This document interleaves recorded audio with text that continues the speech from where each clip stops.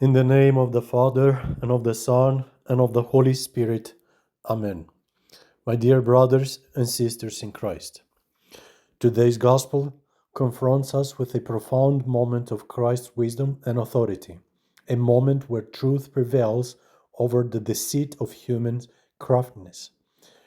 The scribes and chief priests, filled with envy and hatred, sought to entangle our Lord with their malicious question: is it lawful for us to give tribute to Caesar or not? Their aim was clear: to trap Jesus into either of offending the Jewish people who despised Roman oppression, or provoking the Roman authorities by appearing to oppose Caesar's rule. Yet Christ, perceiving their hearts, offered an answer that echoes through the ages: render to Caesar that the things that are Caesar's, that belong to him, and to God the things that belong to God. So the question posed to Jesus was not merely political, it was deeply theological. The Pharisees and Herodians sought to divide human life into competing alliances: God versus Caesar, heaven versus earth, the sacred versus the secular. But our Lord's response dismantles this false dichotomy by asking for the coin bearing Caesar's image. He reminds them of the political reality. This coin belongs to Caesar, for it bears his likeness, his image.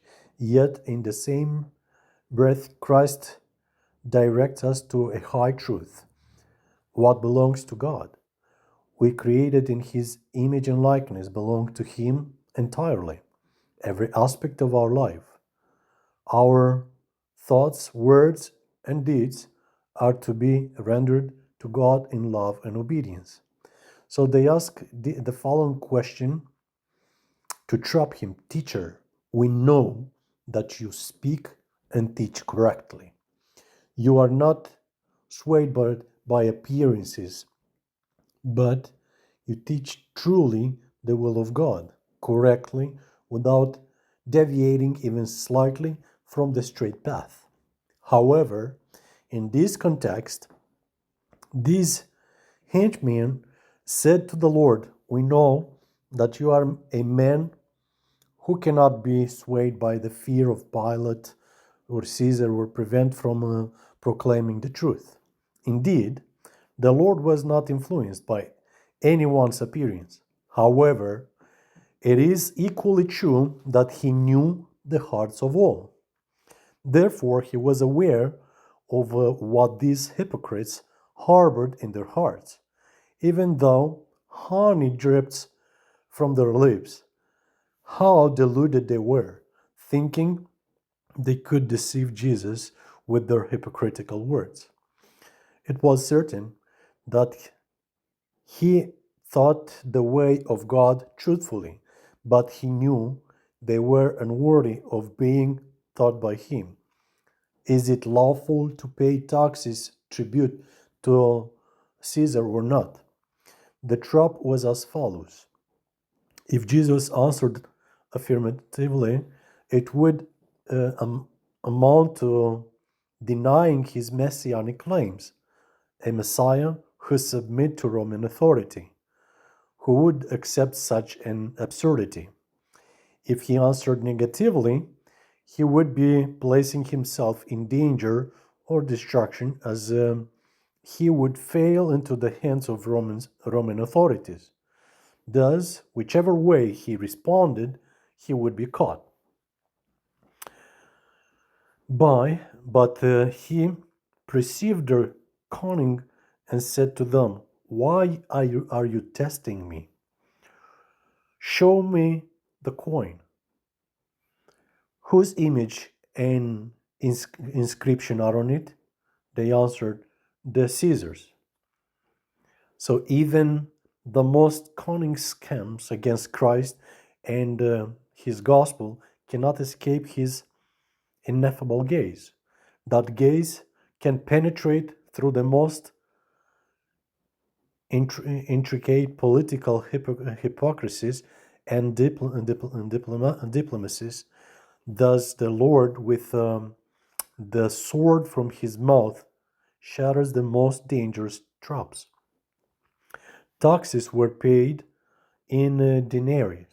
So, Jewish coin bore no image, and the bronze Roman coin circulating in Palestine often lacked any image. However, Philip, out of servile flattery, placed the Caesar's head on his coin. So the denarius shown to Jesus may have been one of these coins. It is also possible, though less likely, that the denarius came from outside Palestine. He then said to them, "Give to the Caesar what belongs to Caesar, and to God what belongs to God." So notice that he did not say give, but give back. So it comes from the Greek apodote. It is a debt, he say. So pay back what you owe. Your ruler protects you from enemies and ensures peace in your life. So you owe taxes in return for these benefits. Moreover, even the coin you use comes from him. Therefore, return to Caesar his coin that belongs to him. In the meantime, you have gained from it through trade and the necessities of life. So rabbinic saying, whatever says that the king's currency circulates, the inhabitants recognize that king as their lord, Maimonides, and the Lord seems to say to them instead of questioning whether paying taxes to Caesar is lawful, ask whether it is lawful to conduct your transactions and commerce with Caesar's coin. Since you have deemed it appropriate to use Caesar's currency for your dealings, it is just to pay taxes to Caesar, who facilitates his transactions by giving value to the currency. So give back to Caesar what belongs to Caesar. Concerning your religious obligation, God alone is your king, and you must not be bound by Caesar's religion. Worship God alone, not the gold or stone statues Caesar promotes. God alone has the right to say to each one of us, "Son, give me your heart," because he is our creator. Earthly rulers impose monetary taxes on their subjects, but God does not demand a denarius from us. Instead, he seeks faith, love, and good works, according to St. John Chrysostom. What belongs to God must be rendered to God. He gave you mind, so return it to him by acting wisely. He gave you a soul and body, offer them back to him by restoring his image in you, living with faith, hope, and love, according to St. Theophilactus. Duty to Caesar is part of one's duty to God. As Caesar acts as God's agent to establish order and peace. To the rebellious Pharisees, the Lord says, "Give to Caesar what belongs to Caesar," and to the semi-pagan Herodians, "Give to God what belongs to God." Each received their lesson, and Jesus alone triumphed. So the image of God in us. What is the image of God in us? We spoke about the image of the coin and the image on the coin, but what is the God image in us? When Christ says, "Render to God the things that are God's," he calls us to reflect on whose image we bear. We are created in God's image. Just as the coin bore Caesar's likeness, we bear the image and likeness of God, imprinted upon our very being. This divine image is not a mere metaphor, it is the reality of our existence, a gift bestowed upon us at the creation and renewed in us through baptism. To render to God what is His means to offer our whole selves, our hearts, minds, and wills in worship, repentance, and love. In the Orthodox understanding, salvation is the restoration of this divine image within us. Through sin, the image of God in us is tarnished, yet Christ it is restored and transformed. This is the journey of theosis, our ascent toward union with God. To render ourselves to God, then, is to live a life of repentance, prayer, and virtue, allowing His grace to transform us into His likeness. Balancing earthly and heavenly duties, the Lord does not reject the legitimacy of earthly authority. Rather, He places it within its proper context. Governments and rulers have a role in maintaining order and justice in the temporal world, and we as Christians are called to respect and engage with these structures. However, our ultimate allegiance belongs to God, for no earthly authority can claim what is God's alone, our worship, our conscience, and our soul. In this, the Orthodox Christians find balance.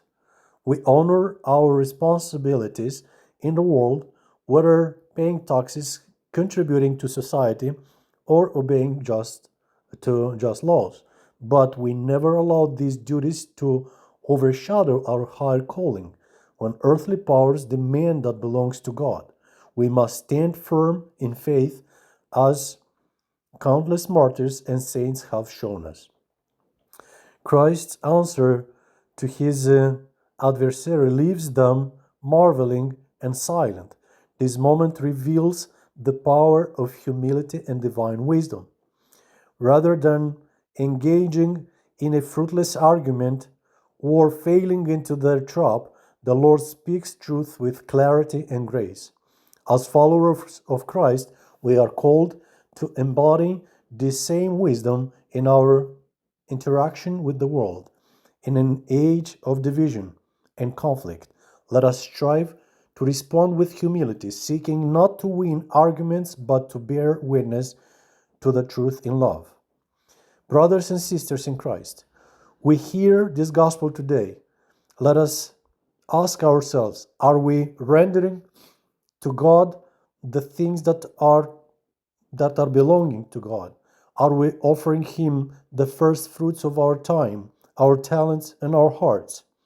Or have we allowed the cares of this world to distance us from our ultimate purpose? Let us also reflect on the image we bear. Do our lives reflect the likeness of God? Or have we conformed ourselves to the fleeting values of this age? The Lord calls us to renew His image within us, to live not for ourselves but for Him who created and redeemed us. As we go forth from this divine liturgy, let us take Christ's words to heart, render to Caesar's what is Caesar's, fulfilling our responsibilities in this world, but above all, render to God what is God's, offering Him our very selves as a living sacrifice. For in doing so, we not only fulfill our calling, but also proclaim the truth of His kingdom, which is not of this world, but leads us to life eternal. May the grace of our Lord and Savior Jesus Christ, the love of God the Father, and the communion of the Holy Spirit be with all of you. Amen.